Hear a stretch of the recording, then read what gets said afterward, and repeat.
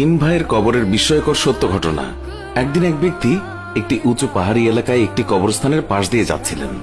বেশ কিছুক্ষণ যাওয়ার পর হঠাৎ তার চোখে পড়ল তিনটি কবর এবং তিনি লক্ষ্য করলেন যে প্রত্যেকটি কবরে যেন কিছু একটা লেখা আছে। তাই তিনি গভীর আগ্রহের সঙ্গে কবরগুলির কাছে গেলেন লেখাগুলি পড়ার জন্য। সেখানে গিয়ে তিনি যা দেখলেন এতে করে তিনি বিস্মিত হয়ে গিয়েছিলেন। কবরের এই লেখাগুলো পড়ে সেগুলোর সঠিক অর্থ খুঁজে বের করার জন্য তিনি ওই এলাকার একজন বৃদ্ধ জ্ঞানী আলেমের কাছে গেলেন এবং তিনি তাকে জিজ্ঞাসা করলেন, আপনি কি এদের অর্থাৎ এই কবরগুলির কাহিনী জানেন? তখন সে বৃদ্ধ ব্যক্তিটি বললেন, হ্যাঁ, আমি এই তিন ব্যক্তির কাহিনী জানি, তবে তুমি যদি জানতে চাও তাহলে আমি তা বলতে পারি। তখন সেই ব্যক্তিটি বলল, আমি ওদের কাহিনী জানতে রাজি আছি। তার সেই কথা শুনে বৃদ্ধ ব্যক্তিটি বলল, চলো আমি আজ তোমাকে এই তিন ব্যক্তির কাহিনী শোনাবো। এই তিনটি কবর হলো তিন ভাইয়ের। তাদের মধ্যে এক ভাই যে বাদশার সকল কাজের দেখাশোনা করত, দ্বিতীয় ভাই একজন বড় ব্যবসায়ী ছিলেন এবং প্রচুর টাকার মালিক ছিলেন, আর তৃতীয় ভাই অনেক ইমানদার বান্দা ছিলেন। তিনি তার সারাটা জীবন আল্লাহর পথে ইবাদত করে কাটিয়েছেন। হঠাৎ একদিন দুই ভাইয়ের কাছে তাদের ইমানদার ভাইয়ের অসুস্থতার খবর এসে পৌঁছালো। ফলে তার দুই ভাই তাদের ইমানদার ভাইয়ের কাছে তাড়াতাড়ি চলে গেলেন। সেখানে গিয়ে তারা দেখলেন তাদের ভাই শেষ নিঃশ্বাস গুনছে। তারা তাদের ভাইকে জিজ্ঞাসা করলেন, তোমার কি কোনো শেষ ইচ্ছে আছে, বা তুমি তোমার সম্পত্তিগুলোকে তোমার ছেলে মেয়েদের মধ্যে কিভাবে ভাগ করতে চাও? আমাদেরকে বলো, আমরা তাই করব। তখন মৃত্যুশয্যায় তার ভাই বললেন, তাদের দেওয়ার মতো আমার কাছে কিছুই নেই, তাহলে তুমি আমাদের সম্পত্তির কিছু অংশ নাও, আর সেই অংশ দিয়ে তোমার ছেলে মেয়েদের ইচ্ছে পূরণ করে যাও, বা তোমার মনের শান্তি পূরণ করে যাও। তখন এই ইমানদার ব্যক্তিটি বললেন, না, আমার কোনো কিছুর দরকার নেই। তাই তখন তিনি তার ব্যবসায়ী ভাইকে বললেন, ভাই, তুমি আমার একটি কাজ করবে।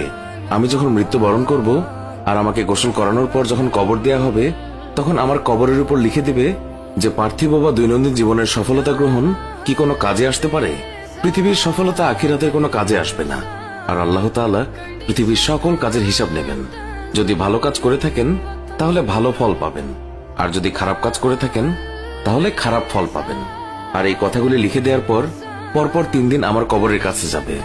কিছুদিন পর ওই ইমানদার ব্যক্তির মৃত্যুর পর তার ব্যবসায়ী ভাই 3 দিন তার কবরের পাশে গেলেন, এবং সর্বশেষ দিনে তিনি যখন তার ভাইয়ের কবরের কাছ থেকে চলে আসতে লাগলেন, তখন একটি জোরে আওয়াজ শুনতে পেলেন, এবং সেই আওয়াজ শুনে তিনি ভয়ে আতঙ্কে সেখান থেকে চলে আসলেন।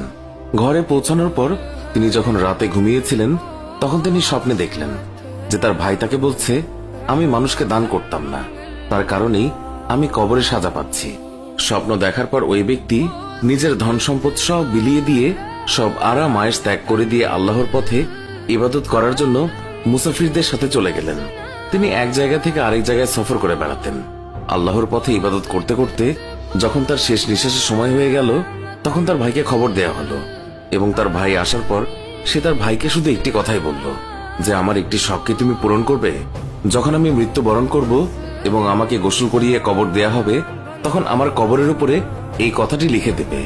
আসল মানুষ তো সে, যার চিন্তা হবে যে যে কোনো সময় তার চলে যেতে হবে, যে কোনো সময় তার মৃত্যু হয়ে যেতে পারে, যে কোনো সময় তার ক্ষণিকের বাসস্থান এই পৃথিবী ছেড়ে তার আখিরাতের যাত্রার কবরে শায়িত হতে হবে। আর আমার মৃত্যুর 3 দিন পর্যন্ত তুমি আমার কবরের সাক্ষাৎ করতে যাবে। ভাইয়ের মৃত্যুর পর তার কথা মতো তার ভাই 3 দিন তার কবরে গেল, এবং শেষ দিনে তার কবরে একটি শব্দ শুনতে পেল, এবং সেই শব্দ শোনার পর তিনি ভয়ে সেখান থেকে চলে আসলেন। বাড়ি আসার পর তিনি যখন ঘুমালেন, তখন তাকে স্বপ্নে দেখানো হলো যে তার ভাই তাকে বলছে, এই পৃথিবীর মায়া বেশি দিন করো না। ভাইয়ের এই কথা শুনে সে স্বপ্ন থেকে জেগে উঠল, এবং সে তার সন্তানদের সকল ধন সম্পত্তি বন্টন করে চলে গেল সাধারণ জীবন যাপনের জন্য। এইভাবে কিছুদিন কেটে যাওয়ার পর যখন তার জীবন প্রদীপ নিভে যাওয়ার সময় এলো, তখন সে সেখানে তার ছেলে মেয়েদেরকে ডাকলো, এবং সে তার ছেলেকে বলল, আমি আমার দায়িত্ব পালন করেছি, বর্তমানে আমার কাছে আর কিছুই নেই যা তোমাদের দিতে পারবো। বাবা হিসেবে আমার শেষ ইচ্ছে তুমি আমার কবরে লিখে দেবে। ভয় হয় না কেন সেই সব মানুষদের, সেই সব মানুষ যারা বুঝতে চায় না কিছুদিন পর তাদের যৌবন বৃদ্ধে পরিণত হবে, শরীরের সকল চামড়া কুঁচকে যাবে। বাবার কথা মতো ছেলেটি তার বাবার কবরে কথাটি লিখে দিল, এবং বাবা মারা যাওয়ার কয়েকদিন পর রাতে সে যখন ঘুমিয়েছিল, তখন তার বাবা তার স্বপ্নে এসে তাকে জানিয়ে দিলেন, পৃথিবীতে তুমি তোমার সব কাজকর্ম সেরে নাও, যত পারো আল্লাহর ইবাদত করো, মানুষের মধ্যে দান করো, এবং সৎ পথে চলো, তোমার জীবন আলোকময় হবে। আমাদের এই ভিডিও সম্পর্কে মন্তব্য জানাতে কমেন্ট করুন। ভিডিওটি ভালো লাগলে লাইক দিন, আমাদের অন্য ভিডিওগুলোও দেখুন।